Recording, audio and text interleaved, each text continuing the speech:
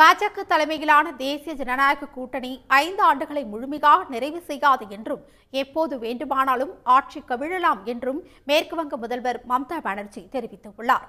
ஆனந்த் அம்பானி ராதிகா மிர்ச்சன் திருமணத்தில் பங்கேற்பதற்காக மும்பை வந்த அவர் இந்தியா கூட்டணியில் இடம்பெற்றுள்ள சிவசேனா தலைவர் உத்தவ் தாக்கரேவை அவரது இல்லத்தில் சந்தித்து பேசினார்.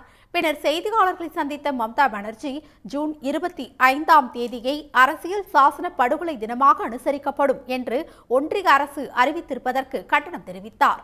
மோடி ஆட்சியில்தான் அதிக முறை அவசர நிலை பிரகடனப்படுத்தப்பட்டு உள்ளது என்றும் அவர் விமர்சித்தார். பாஜக அரசு 5 ஆண்டுகளை நிறைவு செய்வதே கடினம் என்று கூறிய மம்தா பானர்ஜி இந்த அரசு நிலையற்ற அரசு என்றும் எப்போது வேண்டுமானாலும் ஆட்சி கவிழ வாய்ப்பு உள்ளது என்றும் தெரிவித்தார்.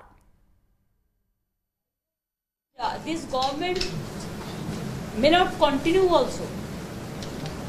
It is not stable government, unstable government. अब देश में सबसे ज्यादा इमरजेंसी तो मोदी जी का टाइम में ही हो रहा है. आप अगर देखें कि न्याय संहिता का नाम पे जो क्रिमिनल लॉ जब चेंज कर दिया उसमें आपको पता ही नहीं चलेगा क्या किया, किसी के साथ बात भी नहीं किया.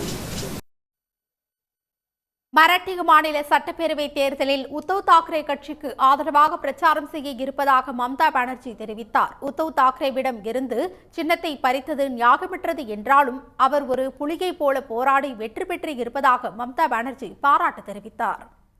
உடனுக்குடன் செய்திகளை தெரிந்து கொள்ள சன் நியூஸ் பெல் ஐகானை கிளிக் பண்ணுங்க.